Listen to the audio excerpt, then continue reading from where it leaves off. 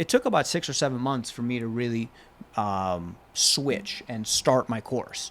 And with that, I started my course. I extended, and I started extended, and I started extended, and I think I extended like 5 times. I would go for like 5-10 minutes, and then I get a phone call from one of my sales agents in my last business, and then I would just put it on the back burner. But 6 months after that, I was like, okay, cool. I settled what I need to settle. Let's get into this. And the whole time he's like, when are you gonna go? When are you gonna go? He didn't bug me about it, but I was like, dude, it takes a while to recruit a whale. And he's like, okay.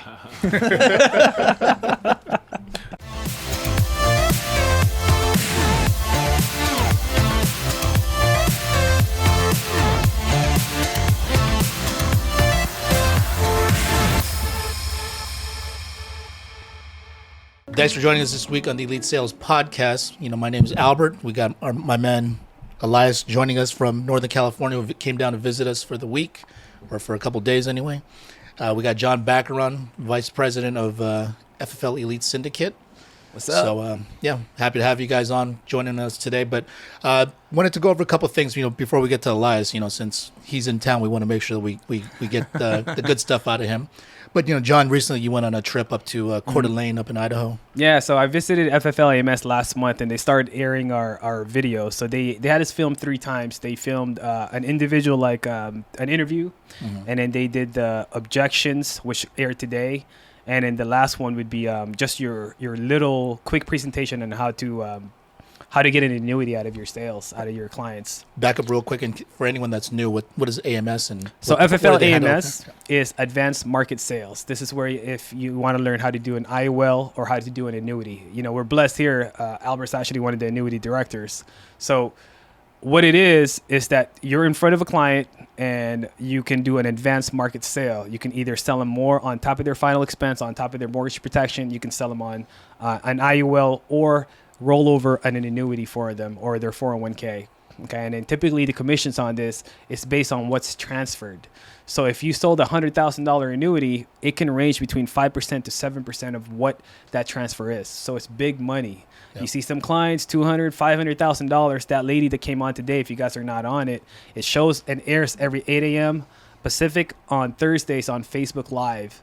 And so Kristen, I was just amazed when I met her. She was just like this lady that just, before what she did hair. Right. And she was doing this like part-time. And then she's like, you know what? I went to one of the conferences, learned this. And I said, I can do that. And then she's the number 1 annuity producer. She's number 5 in the Hall of Famers already to hit it. And then she has like a mixture of annuity and final expense and mortgage protection. She's already hit like $1 million in annuity volume. So when I was there in June, people were talking about what their income was. She made $100,000 last month, and she's a PP. She's a personal producer. She's now looking to building a team. It's just a matter of where she puts her time and focus in. So it's an important thing to address for us with our production and our numbers. As we trend up, this adds to your team volume whenever you write. Because if you do an annuity, you get a 10% AP credit to that, to your production, to the team's volumes production.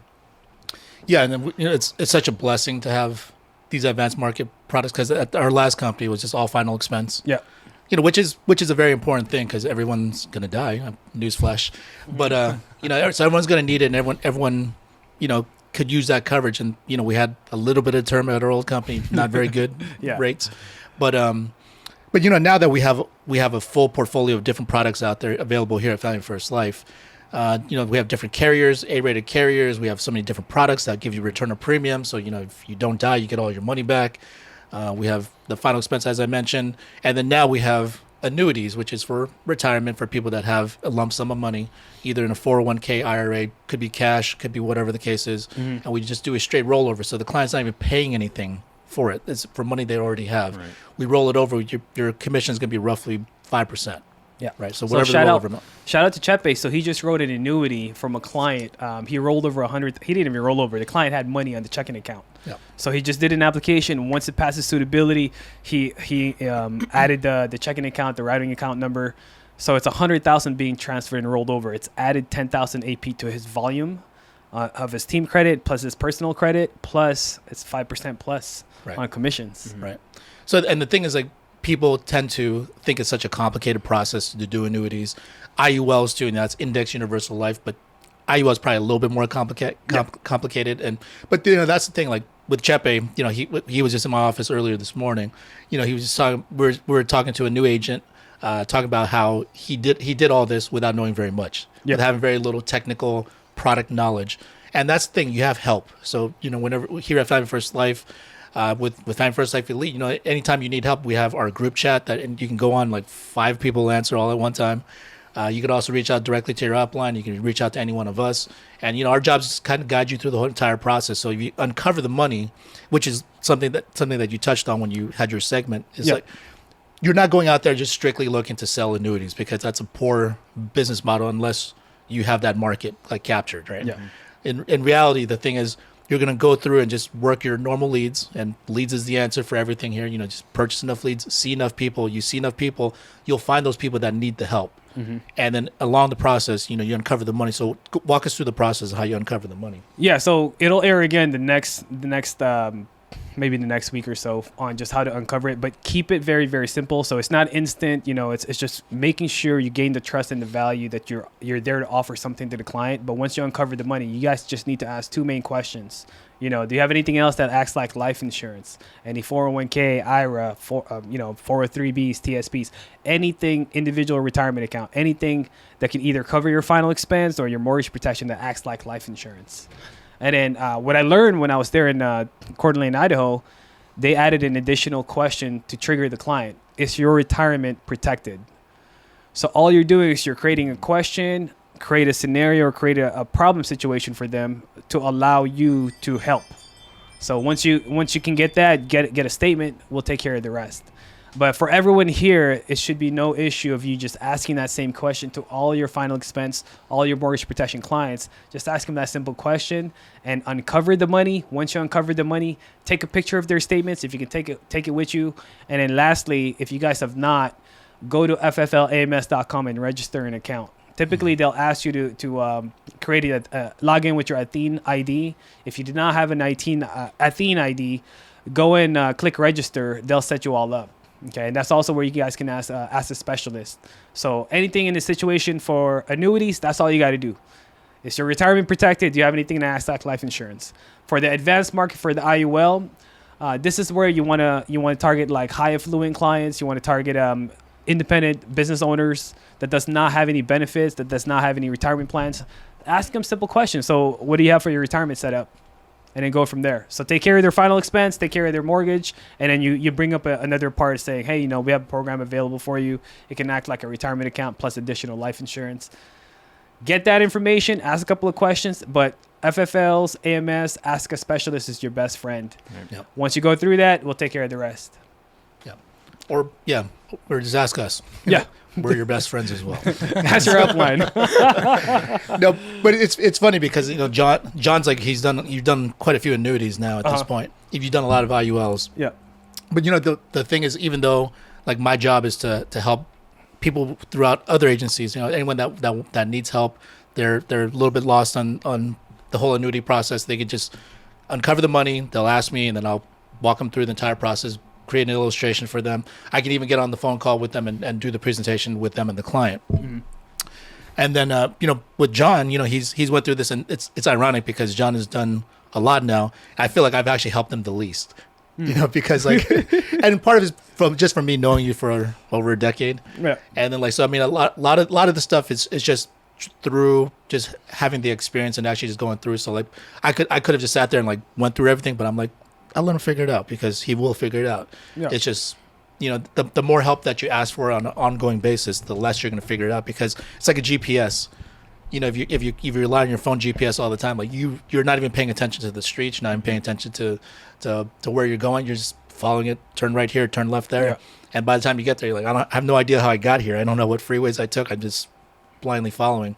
Yeah, so and there's a little bit of value in that if you're looking to do this for the long term. Yeah, you got to be resourceful, but also the reason why I try not to ask Albert so much, because of course I got to act in a position of leadership where if I ask him too much, then I build too much of a dependency on my upline, right?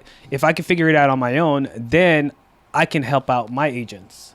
So just mentally with your psychology, try not to rely too much. I mean, we'll always be there to help you guys out, but the little things you can figure out, like the Google Drive. Everything's in there. You have a carrier question, bro, call the carrier. It's daytime. But sometimes, the psychology of a brand new agent, they just want instant gratification. They want the answer right there without having to work for it. So these little things, if you put in time, dude, this pays a lot of money. 5% to 7% if your volume goes up on annuity. I mean, how much more confident you'll be in front of a client if you know the answer directly. They came off with one specific technical question and you answered it right off the bat. Okay, now they build and see you as a big value and you can help them out. That's where the money comes in. All right. Yeah.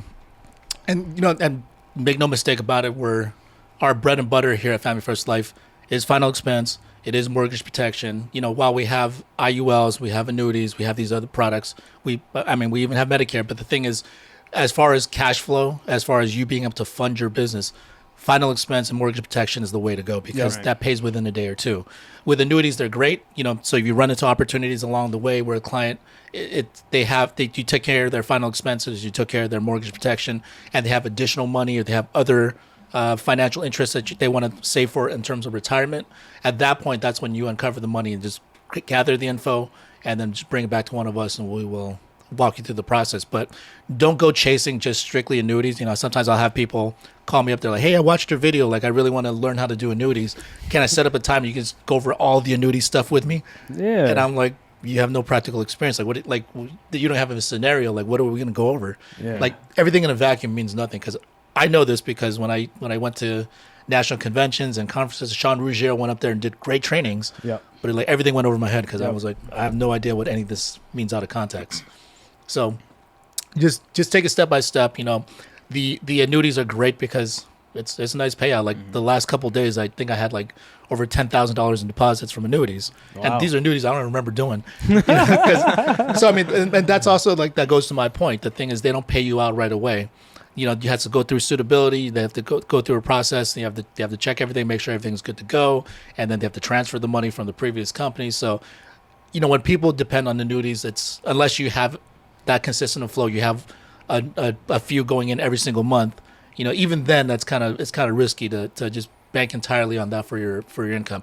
That should be something that goes on top of your typical final expense and mortgage protection. Yeah. Okay. Cool. So. Yeah, but good experience up there? Oh, yeah, man. You get to rub elbows with some of the top guys, man. Like this one guy, Brad Allen, he made $1 million last year. He was the second producer, $500,000 in annuity and $500,000 in life. Wow. On his own pen. So imagine, you guys just got to understand the volume and the production and the opportunity we're with. So don't just put yourself in the little box. Oh, let me just focus on final expense. Come on, learn everything. Right. Slowly but surely, but there's levels to this and there's challenges to this where you can increase your income potential. Yeah. At the beginning, just ask for help. Yeah. Yeah. And then if you do this consistently, you do it regularly, then learn how to do it because it's going to benefit you in the future to be able to move faster. Mm-hmm. Right. Okay. Anything else you wanted to share about the trip? Or we good? Yeah, no, it's nice. I mean, like, the weather's crazy. Like, dude, there's like fresh air. There's no smog. Logan's spot. It's a northwest, or like northwest. I guess that's north.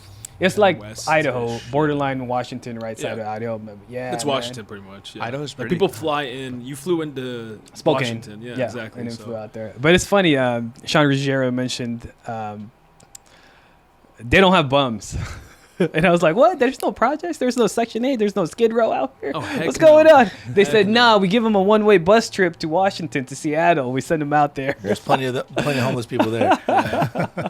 But I learned a little bit of extra. I'll share that in another time. But for those of you guys that are wanting the integrity deal, here's one thing I could share. You want to get it before 2023.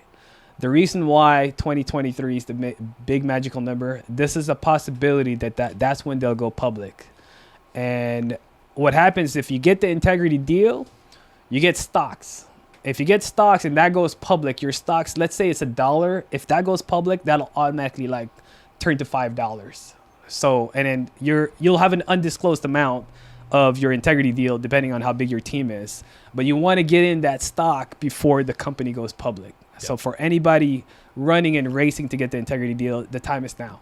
So that's the last thing I want to share on that. You'll still get big money for these integrity deals. So step by step, and 2023 allegedly. You know, we don't know. Yeah, know, you didn't hear that from me, but get it before then.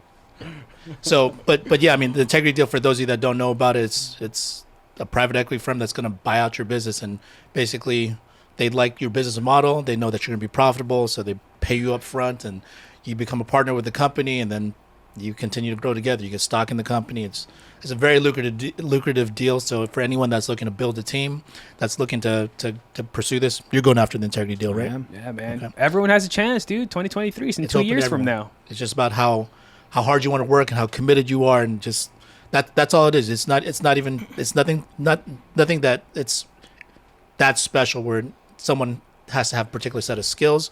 You just have to just continue to build and continue to stay focused, and just be very, very intentional about you building your team. Yep.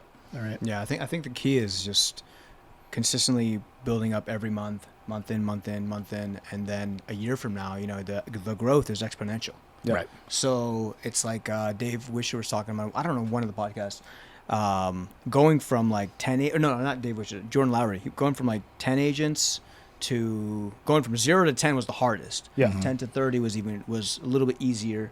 But going to 100 and then to like 200, 300 was like it was like cakewalk compared to the initial part. So growth is exponential for sure. Yeah. So be patient with it. It's compounding effect. So don't look at your initial results and just think, oh, I'm never going to get there. There's a process. There's a learning curve for everything, including it's not just building your team, but every little step, such as doing your dials and getting good on the phones, doing your in-home presentations. All these little things, like, it comes from experience. So like for those of you that are just expecting to get it right off the bat and you get frustrated with yourself, I mean, you got to keep the right mindset. You got to keep everything in perspective, and you're not going to get better if you don't get the reps in. Right. Okay. All right. So, all right, Elias. So we haven't seen you in a minute. Been a while. How you been? Been good. Been good. Working. All right. So you came down because you had some agents you wanted us to meet, and you're building a team, and it's kinda exciting. I hired one agent in particular who immediately hired 3 of his own agents. He was the influential guy in his group, and he just said, "Hey, you're going to start with me, and Elias, can I put him in class?" And I said, "Absolutely." Put him on a 3-way call with me. I spoke to all of them one by one.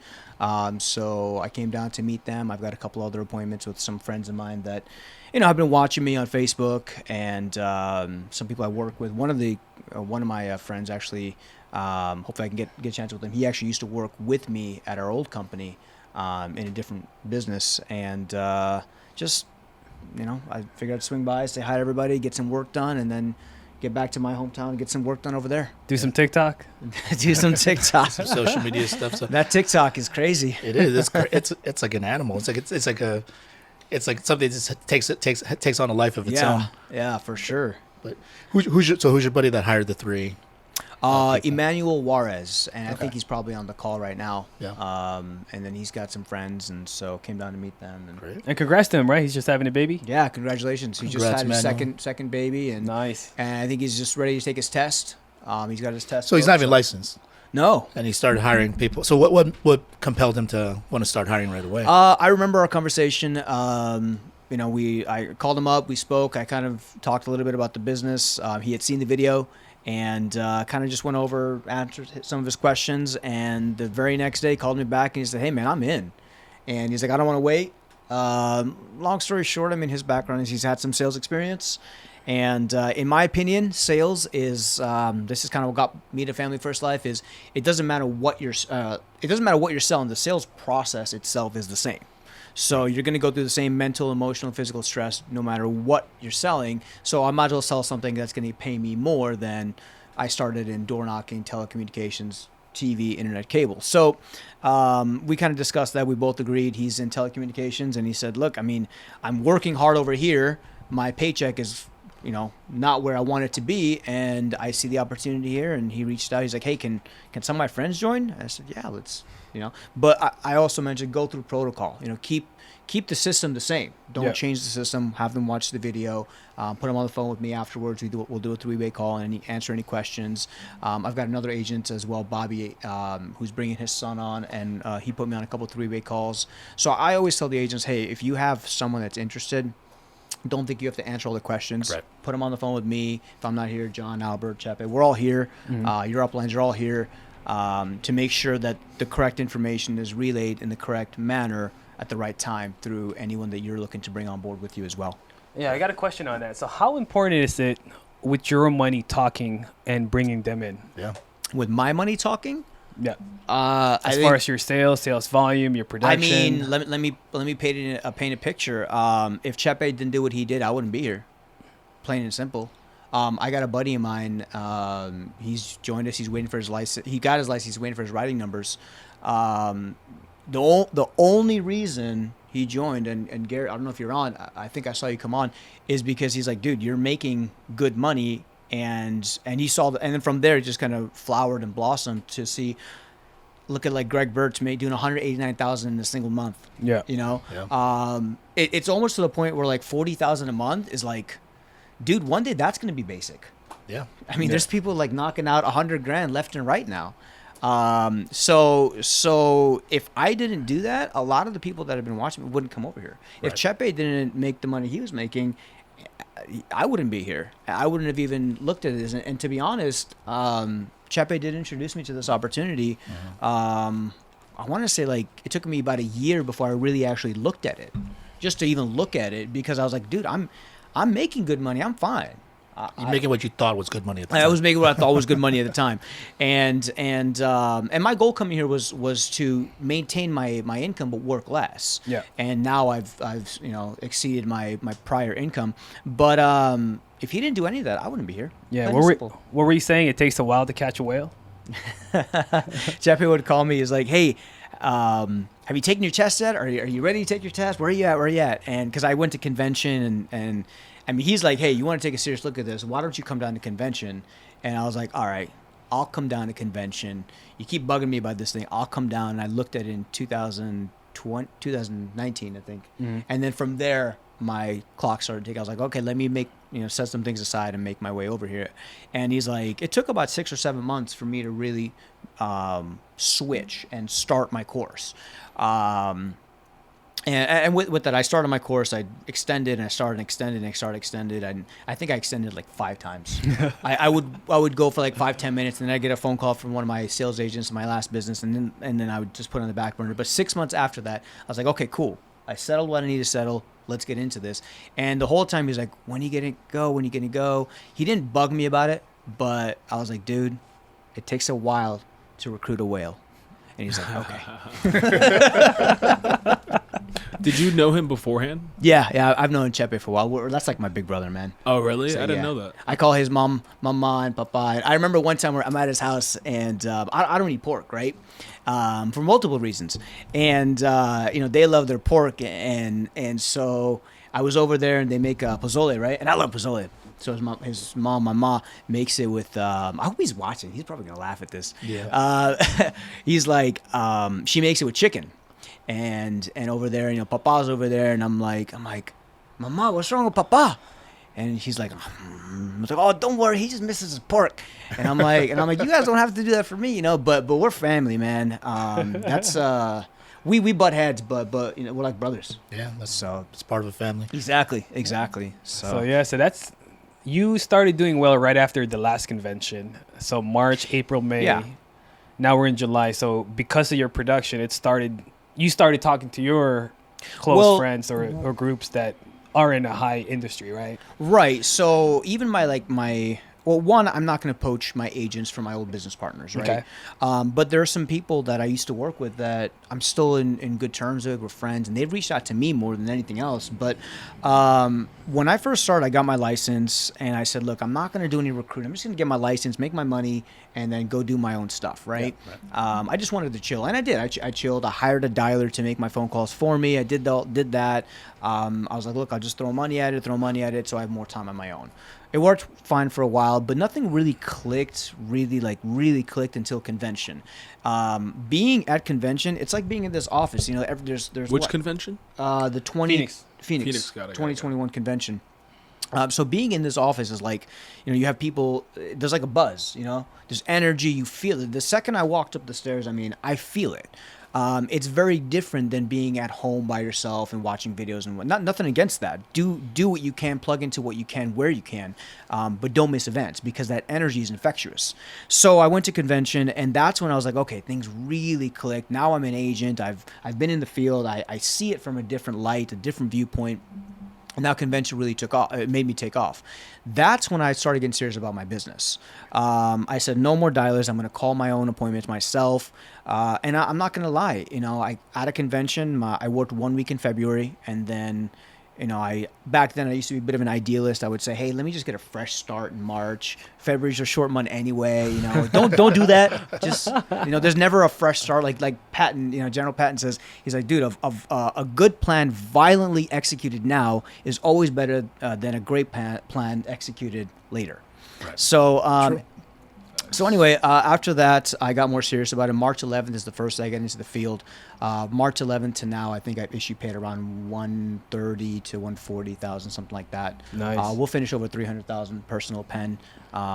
We've got agents coming on board, helping them out, and shout out to you guys for believing in me to join our team and believing in us. So. And then has your so when you were producing, I noticed you started posting on your Instagram stories, your Facebook stories. Have you been getting recruits from that? Yeah, absolutely. I think a lot of it is just the consistency of the post and the type of post. I put a little, like our little dog. I put a little stuff about my dog in there so that it breaks the monotony here and there. But most of it is everyone knows I'm with Family First Life. Everyone knows that I'm a producer here. Maybe not everyone believes the income, but then when you post bank statements, depositing, they're like, it's undeniable. I've had people reach out to me and say, hey, is this really real? Is it true, etc.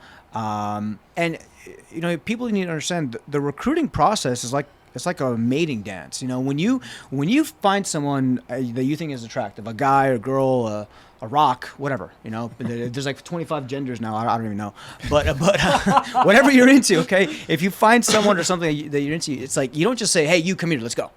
You got to build up to it. You spark an interest. We call this attraction marketing, where they're kind of coming to you because you've kind of put out there, hey, this is what I do. It's created a buzz. So around the buzz, people will gather. Like they say, when you're on fire, people will come from all around just to watch you burn. So they come around. The attraction's already created. If you haven't done that, then you got to actually create an attraction by throwing some hooks out there and say, hey, something. This is kind of canned, but a good line is like. Hey, are you keeping your financial options open? Are you open to making more money? Almost everyone's going to say yes. It's a little canned. I get it. I like the idea of, hey, you must be crushing it where you are. Build them up, let them bring themselves down and say, it's okay. It's not that great. Especially if they're with another company, something like that. But that's kind of how the recruiting process works. It's like a courtship dance. After that, we've got some non-licensed agents on the call right now watching us because I invited them over and I said, hey, why don't you take a look at our community? Right. After you meet someone, now you're going to say, hey, let's go on a date. You bring them around events and you just build that relationship. And it's an ongoing thing. Once you've entered like a marriage or relationship, it's not like you're going to say, okay, cool, done, check. You go on that side, I'm on this side. We're married now, You spend time together, so you cultivate that relationship. It's not work, it's natural. And you keep doing that over and over. And that's kind of how recruiting is. Last thing I'll say is remember, when you're recruiting someone, how they are when you're recruiting them is how they're going to be when you're working with them. So if you're chasing someone, maybe you shouldn't be chasing them. Right. Remember that part too. But that's kind of how it is. That's I've had a lot of people reach out to me to answer your question directly, and then I just plug them in. I let them make a decision for themselves. Right. And a lot of people, it's kind of undeniable, the success here. People have to make a decision for themselves because you force them into something. The thing is, they might do it, but it's going to be very short term because it wasn't their decision to do so in the first place. Yeah. So yeah, I mean, I've seen you step up your social media game, and I really enjoy watching it because, I mean, number one, I mean, I think there's so many benefits to working with Family First Life: the high comp, the renewals, you can build a business, just leads, obviously, the free trainings, all this good stuff. But sometimes that doesn't really connect with some people because it's not about money for everyone. Like I know for myself, I'm very blessed. I make money now, but Yeah. but the thing is, it doesn't drive me. It's not like hey, if someone came along and said like, hey, I can offer you more money. Right. I'd be like, I don't know. Like that's not the driving force. Yeah. And, a lot of times it's the reason why I enjoy watching Elias's social media is that when it comes to his social media, like he genuinely it looks like he's enjoying what he's doing. Right. Yeah. So like, your attitude towards your work that goes a long way. That'll translate to other people. They'll see whether or not you genuinely enjoy it. Yeah. You can't fake it, or you can't fake it for a consistent period of time. You can fake it for like a day. You can fake it for like that one particular post. But this is also the thing. I always talk about, we just gotta be ourselves and just be genuine to who you are, because you can post all this stuff. You can post all these motivational quotes. You can post about how great you are and how much you love working with clients and everything. But at the end of the day, when people come in, people that actually are attracted to what we do and they come on board and they do this, you got to deal with it. Like, Yeah. the time will either promote you or expose you, right? Yeah. So the thing is, like, if you put on this fake persona, like, you got to work with this person. Right. These people are going to come in and they're going to hold you accountable to what it is that you put out there. So, might as well just be yourself. upfront from the beginning. Just be yourself and just learn to get better. I mean, every aspect, it's all I think we can improve. I think one of my posts that probably got like some of the most attention was me in a car, in my car, and I just made a video on Instagram, and I had checked out of social media because I was like, I don't want to do this again, and I was burnt from my MLM world, and so I want to do that stuff again until this is real. And then I kind of got back in as I felt comfortable with it. But long story short, I was in my car and I'm like, hey guys, just had a rough day today. Had all my appointments no-show. I had like 4 or 5 appointments. I still had 2 more. Yep. They all no-showed. That was the day where I made a sale. I just got done making a sale, but it was my last appointment. And the guy gave me, like, he was so happy for the policy. He gave me a hand-drawn, he was a tattoo artist, hand-drawn picture of Kobe Bryant and his daughter. I remember that. Yeah. Yeah, and people were like, "Show me the photo, show me the picture, show me the portrait," and I had a lot of attention to that because it was just like, look, today was not the best. It ended up okay, but you just got to go through. And I think I just left it with like a message like, hey, if you're having a bad day, just hang in there. There's always tomorrow and something like that. But it was just me like, hey, not every day is great, but when you love what you do and you're happy doing what you do, you'll persevere through that. When the bad times come, you'll get through it because being there is worth it, right, to get through that. Yeah, I think another thing that social media if you're with your consistent posting, I think this is how I know this about you, because obviously you live in Northern California. We talk on the phone, but it's different from like just seeing you work or whatever. But yeah, I watch your posts, and you see the personal development on your part too. Like you're growing as you're maturing, right? And I don't mean that in a condescending way. I mean, I just think like the more serious, the more dug in you get about your business, you start taking really responsible. You develop more responsibility for what you do, and the things that we do. It's a serious thing. People's like financial futures are going to be. It's all balancing on what we're going to provide them, right? Mm-hmm. If we do our job effectively, we get them covered. Their family's going to thank us one day. Right. Yeah. Right. So I mean, I think once we understand the gravity of what it is that we do and what it is that we provide for people out there, when you start doing that, like you start feeling fulfillment. Right. And when you get fulfillment, then you start developing personally. So for people that feel like they're lacking, so I mean, whether drives you to join a company, whether it be money, which for a lot of people money's the thing, but a lot of times it's also because they don't have it. Yeah. And you feel like money is going to be the most important thing because you're just trying to get by. You're just trying to survive. You're trying to pay the bills. Just trying to put food on the table. And that's all important. But then, once you start making money at FFL, you start to realize, oh, well, it's more than that. Like, I want to find fulfillment in what I do, enjoyment in what I do. I want to serve a bigger purpose, which, especially we're blessed with this team. Like, right. People help each other out and people, root for each other's success. And, we have a much bigger purpose, for us, especially here at the overall company with Family First Life. But whatever it is that you're seeking, I mean, like, you have an opportunity to do it here because this is your business. Right? Yeah. However you want to form it, however you want to build it. So I mean, if you're miserable, you're probably a bad CEO at your own business, because you're focusing on the wrong things, or you're not running it right, even though there's a proven system already in front of you that you can just plug into. Right. So, yeah. So I'm proud of you, and not in a dad way, just it's fun to watch. I'd be honored. Yeah. Yeah, I just remember too, like back in our old company, that we had an orientation, right? And then when the orientation back in our old companies to just talk about the business and try to get the agents to sign up. And there was 3 main focus for a brand new agent coming into the business, and that's something you guys can add to your Instagram post or to your marketing post. They always asked about, what is your biggest principle or what is your biggest want into this business? What do you want to gain out of this? Do you want finance? Do you want to have more time with your family, or do you want to have freedom? So just figure out where your message is and how you can show that this is a better opportunity where they're at, instead of, maybe they're just happy with their finance, but they're overworked. Like kind of like in your situation, you were doing like 60, 70 hours making good money. More. Yeah. So just figure out how you can market that and how you can show that this is a better opportunity for others. Right. Yeah. Speaking of our orientations from before, like we used to have to like try to convince people that you can make money there. Yeah. And then like sometimes, I mean, and obviously it's a function of us building a team, and it was part of the job, but I didn't always feel great about it. Here with Family First Life, it's been such a blessing for me because number one, I love what I do. Yeah. So like I don't have to fake anything.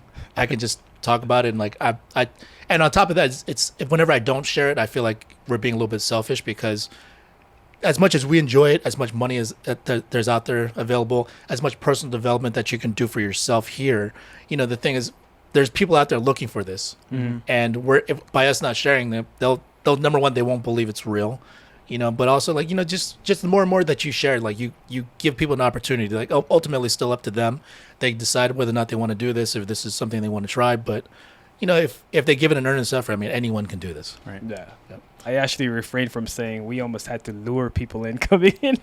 It felt like that sometimes. Yeah. And, it's that's why it's so great that you can just be proud of what you do here and just feel great about it and know that we can help a lot more people out there if we just continue to share the opportunity and just be available for them. Yeah.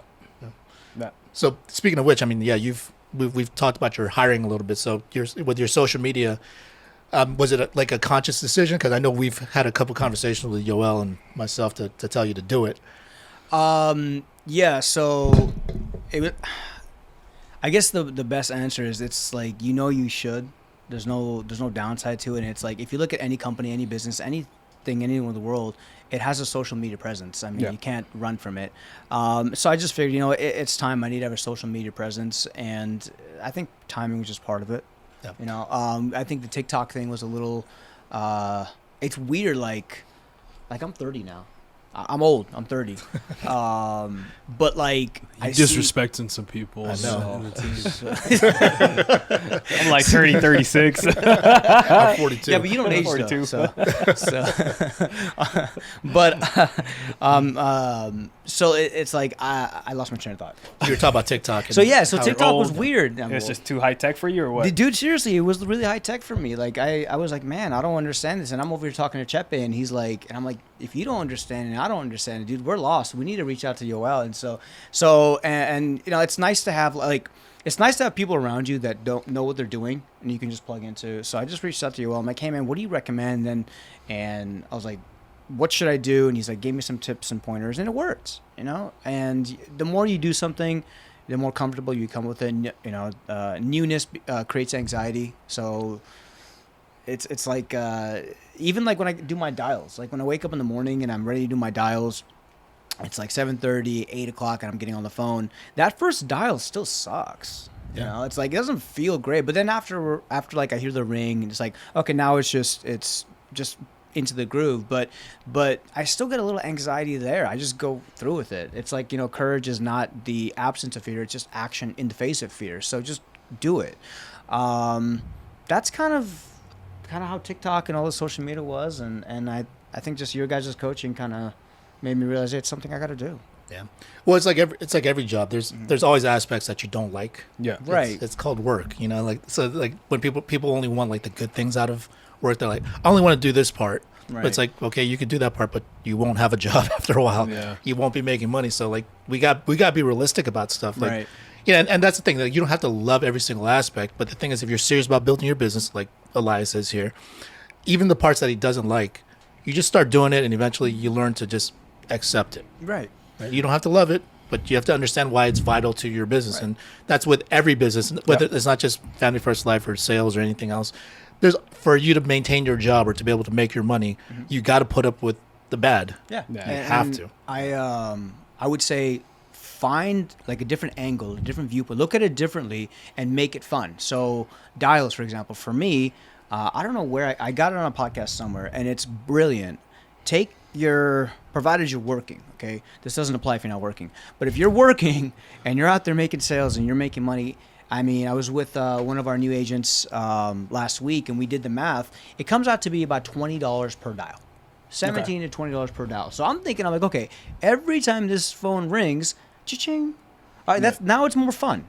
You know, do I still? I obviously I enjoy being in the field, working with new agents. I enjoy that a lot more. But now dialing is not that bad. Yeah, it's a cool way to look at it. You will always mention that, like, it's not that serious when it comes down to TikTok. You just got to put out content, and some will be good, some will be bad.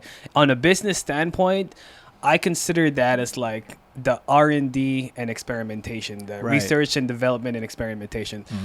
Quick analogy, look at Blockbuster, right? And look what happened to Netflix. What Blockbuster never wanted to do is they didn't want to create a subscription. They want people coming into their base shop. They didn't want to send in the videos. And Netflix came out. R&D, right? Research and development. They started sending DVDs, games. Then they created the subscription model of having you not even go anywhere. You could just plug in the computer.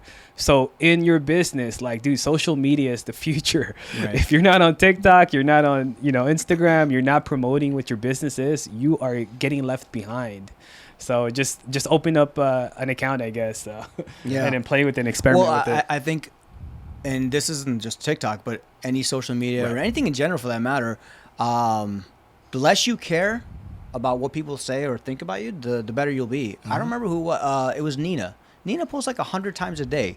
And she's like, yeah, I just don't care if people defriend me or block me or whatever. And I was like, you're right. Because if you're not paying me, if you're not paying my bills or if you're not feeding me or sleeping with me, then I don't care what you think. What's their Facebook friendship mean for anything, right? Right. You can unfollow me. One of the big things is like on Facebook. I used to have trouble with this. I used to like reach out to an old friend. Like, okay, so on the screen is Jan. Jan's a good friend of mine. Okay, we've known each other for years. And one day I just reached out. I was like, hey man, how you doing? And I used to think in my head, I was like, they're gonna say, man, this guy's just calling me to sell me something. I'm like, and I'm like, well, if I had something good to share, wouldn't I want to share it to my friend? I'm not going to go find some random stranger and say, hey, man, you got to come work with me because I got something good because I'm afraid of being judged. No, I'm going to be like, dude, my friend won't judge me.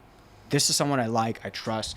It's actually a compliment when someone comes to me and says, hey, would you look at an opportunity for me? I get pitched stuff all the time. And it's like, dude, I appreciate you thinking of me as someone that would excel at whatever it is you're offering, right? So it's like a term of, it's a compliment. It's almost like a bit of endearment. So when I look at it like that, now, the judging factor and all that kind of subsides. And I think when you're a little more carefree about your business, I mean, definitely run your business like a business, but when you're a little more carefree mentally and all that, you let the water slide off the back, so to speak, business becomes more fun, it becomes easy, the emotion gets taken out of it, and you're just doing what you're supposed to do. Yeah, and I think like also like talking about having grounds and confidence in what you're providing to people. Like I see that being like holding a lot of people back because they're like, what am I going to talk about? Because I'm not working. Mm-hmm. So it's like, what am I going to do a TikTok about? I sense it from like different people I've talked to and like kind of observed the pattern of like, yeah, most people are going to have that initial anxiety, but like after a while, sometimes you got to look in yourself and be like, well, am I the person? Do I feel confident in my ability to even provide quality service to the person that I'm recruiting if I were to recruit that person? So I think that's like a conversation we all got to have. Like marketing is great, but also, taking care of business is the foundation that will give you the confidence to confidently recruit people. Right. Well, I think it just comes down to, look, let's take Emmanuel, for example. Great job. Hats off to you, man, for being fearless. You've developed that skill for sure and keep doing it. But in the beginning, like if you don't have that I'm gonna go and recruit and build an agency right away, well, that's fine, because you should be working on yourself first. Your personal activity comes first. Feed yourself first. You can't be poor enough to help anybody. So work on your income, work on your business, and then you'll build that confidence over time. Dude, it's like, I don't know who it was. I was on some podcast. I watch so many podcasts. Like, I call it Drive Time University. So I just play the FFL USA podcast, and I got Dave Anderson and some other ones. So, but on one of these podcasts, someone said that when you're working this business and you're like doing it right, which is literally just buy leads, set appointments, and run them. It's not hard. We make it hard, but it's not. When you're doing that, you gotta like try not to have people come to you. People will like fall on top of you and say, I want to work with you. Right. Like it's like Chepe said, like the kind of income that we make, it's almost hard to hide it. Yeah. You know, it's like it's all over the place, and because it's so real and so high, and so Yeah, and I think that's for a lot of people. They don't get on social media because, number one, they think they don't have stuff to share, or a lot of people, they worry about how people are going to judge them. Yeah. In which both cases, and pretty much every the solution for everything, buy leads and go to work. Because the thing is, if you buy leads and go to work, you'll have stuff to share. You'll have experiences to share. You're not going to have experiences to share if you're sitting on your couch watching Netflix all day. That's nothing good's going to come out of that. The thing is, you'll be entertained for those few hours or whatever it is, but then at the end of the day, like how did you progress in life? Right. Is your situation better from having done that? And then you want to be able to share on TikTok or Instagram or whatever social media platform it is, because it'll help you further build your business, and also hold you accountable, because people are like, hey, this guy's working. It's like, you post pictures from the field, and I'm always like, okay, he's out there working. Right. You start posting your numbers. People know you're working and making money, and that's what makes it attractive for people to want to come work with you. Like Sean Curtis, there's no confusion.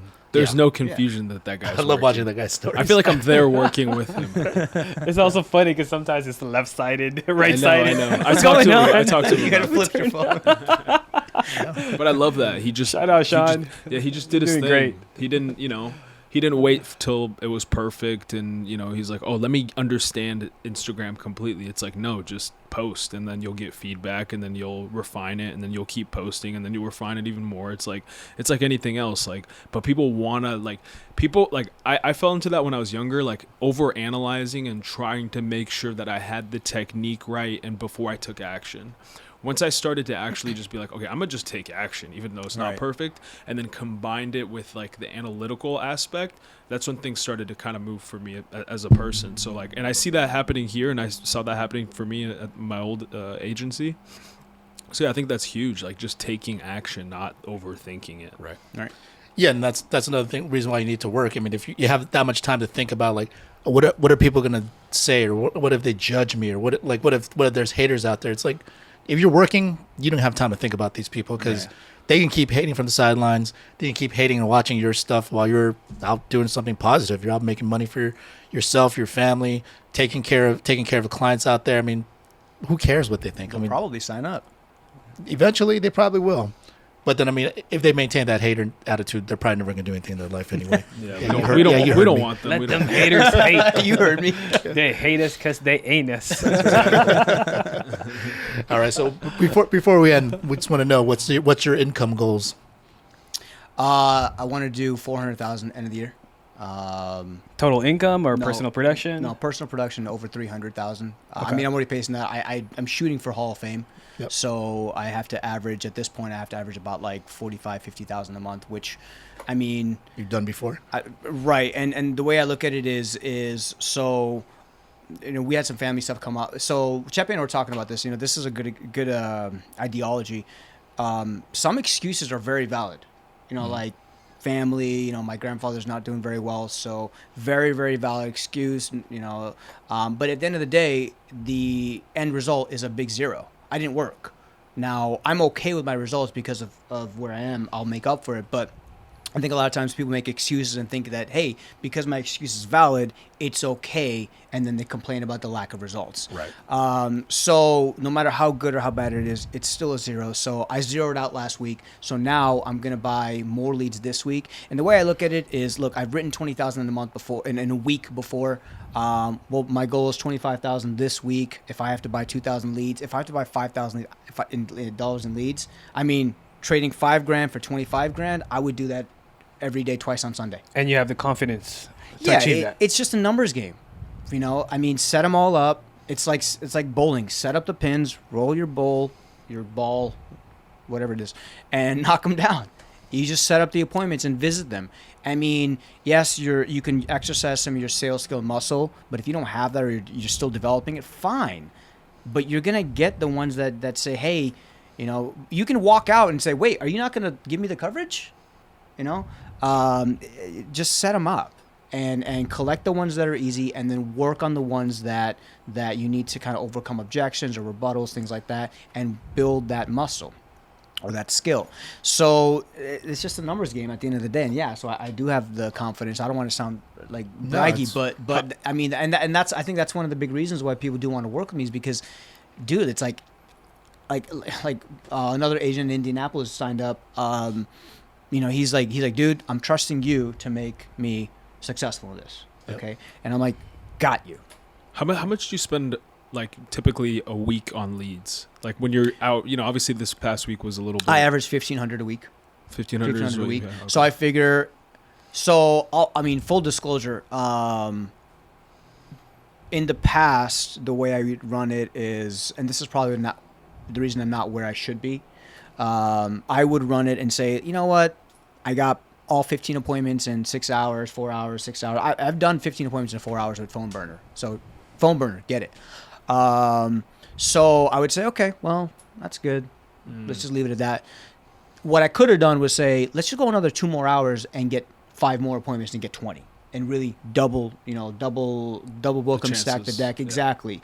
So I figured, look, if I take my lead cost from 1,500 and I'm writing 1,500 times 4, 4 weeks, and I'm writing 30, 40,000 out of that, very easily could be 50, 60, 70,000 if I just bring it up to 3,000. Because what I do is I buy my leads, I go through them, and then I'll go through them again. Okay. Yeah.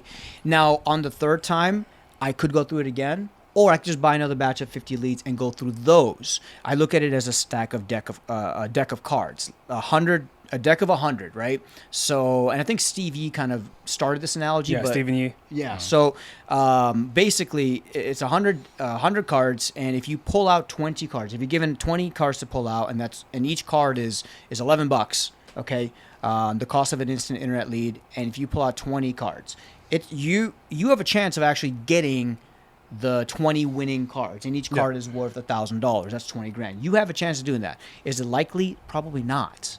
So if you buy 50 cards, you have more chances. If you buy 100 of the cards, you have each chance. You have a 100% chance of getting all 20 winning cards. Now what happens is that part's very easy to understand. From there, people say, okay, great. I got 12 of those cards. There's 8 more in there. I'm going to go back and pull more out, and that's fine. But what I would rather do is say, hey, I pulled 12 out. I'm going to buy another batch of 100. Yeah. My chances are higher. So I figure if I just keep buying more leads, stack the deck, and have 30, 40 appointments, very easily can have another $20,000 week. That's how some of these guys are doing it.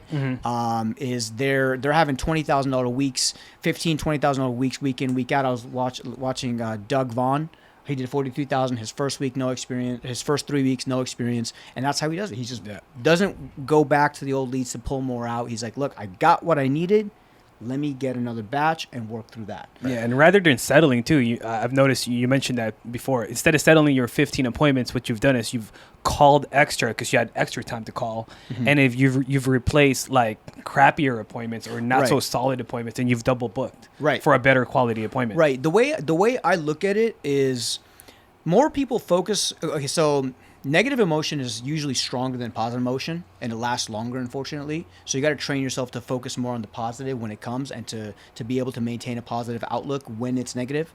So what I've noticed is when people dial, they'll get hung up on the few people that on the people that say not interested or whatever it is. Now, if you get 100 pounds of dirt, and there's 2 ounces or 3 ounces of gold in it. That gold is worth more than the dirt, but you got to sift through all that dirt. And that's what you're doing with the leads. You're literally sifting. So I have a pile on my phone burner, electronic pile. Yes, put them over here. No, I put them over there. And I'm like, okay, you're not interested? Awesome. You can't make someone do something they don't want to do. If you don't want what I have to offer you, no matter what the lead card says, fine, no worries. I'll move on to someone that does. My job is to find the people that want my help. So when I get there, I mean, I remember I had one client, I had a trainee with me, and they're like, "Are you the Comcast guy?" And I'm like, "No." They're like, "Are you the insurance guy?" I'm like, "Yes." They're like, "Come on in." and that's it. Those are the people that on the phone, they're like, "Okay, yeah, I understand. You got to come out. You got to check my height, weight. You got to check my medication." I understand that. The people that say, no, whatever. I'm not trying to convince you. I'm just trying to find the ones that don't need convincing. Right. And that's why the close is so high when you're in the field. Yeah. That sounds like a cancellation when they're like, nah, you got to pull their arm. That's the other thing is no names to be mentioned here, but some practice companies do a little bait and switch. And you get there, and no wonder your cancellation, your retention is so low and your cancellation is so high because they never wanted the help in the first place. Right. Here, they filled out the form. They wanted. You spoke to them already. They said, yes, come out, I'm interested. So when they signed the deal and they put out their bank account and they set up the coverage, they want it. Now, I've had people that missed the payment. I won yesterday morning. I called her. She's like, yeah, I called her. She's like, Elias, I know why you're calling. I got paid one day late. I'll get it done. I'm like, oh, okay, cool. Can I get the number to Mutual of Omaha? Yeah, sure. Here you go. These are people that want our help. Yeah. And usually if you go into a house and you ask them a good question, like build value in the beginning, a good question is this. Okay, so Mr. and Mrs. Jones, what happened that made you want to get coverage? Don't ask them why they filled out the form because they'll probably tell you, I don't remember filling it out. But what happened that made you want to get coverage? Did someone recently pass away, or is this something you've been thinking about for a long time? And then they'll tell you. This is important to them. One client we did four policies in the house, one a few days ago. And she's like, yeah, my brother passed away. 4 months before that, my father passed away. She had like 3 deaths in a matter of 1 year. Sheesh. She's like, I need to get this. And while I'm doing this, I'm going to get it for my mom. I'm going to get it for my kids.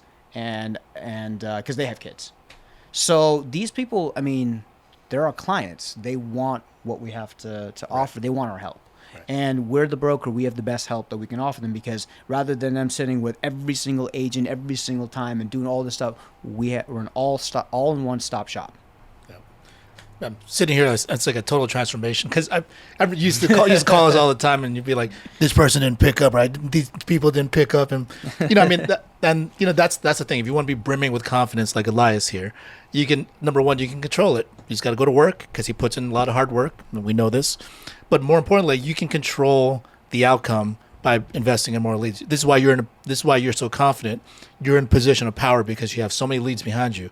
If this person says no, good. I don't want you to waste my time. Right. Let's move on to the next one. There's going to be plenty of other people out there who need help. And if you are cheap with your leads, or you don't know how to invest, and you don't know how to continuously put that time and effort into getting your leads and having people to go and talk to, this is why you're always feeling in a position of, oh, this person, said this, and this is a bad number, this is whatever. You're focusing on the things that don't make you money, and that's a poor business plan. Yeah. Exactly. And that's crazy to hear too, because like the things that Elias has been saying, just for this call alone, half of these things he picked up from the calls, the YouTubes, the videos. Yeah. It's like, man, you learned that from this one call. You learned that from this one call. If you're a new agent, I mean, plug in as quick as possible and stay plugged in. There's so much training that sometimes I feel like I have to like dial new agents back and say, hey, let's focus on term and whole life products, not annuities, because you need to go out and make these sales first. Right. But there's so much. Find 1 or 2 people that you like. The way they run their business is how, and make sure they're successful. Okay. But the way they run their business is how you mesh well together, and just emulate them. Right. Plug in as quick as you can. And that was one thing is in my old business, I would always bug the owner of the company in that construction business. I just bugged the hell out of him, and I didn't care. Like, I didn't care if it was 9, 10 o'clock. I'm like, dude, I'm in a house. I'm making you money. pick up your phone because I need help. I have this issue or whatever. And it was a different, energy, but I did what I needed to do. And so I took some of that with me here. And long story short, when you're new, I tell new agents, like, please don't feel like you're ever bothering me. Like, my job is to make sure you succeed. And if you're working and you're not making money, like, that's a bad reflection on me, and I feel bad.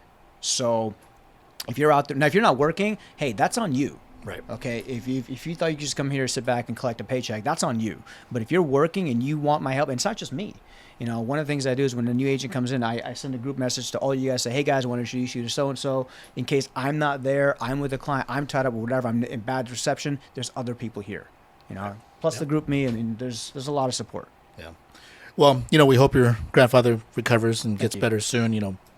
Our thoughts and prayers are with him and your family, but that's another thing, life happens, stuff will come up, and especially for anyone out there, that owns your own business like we do.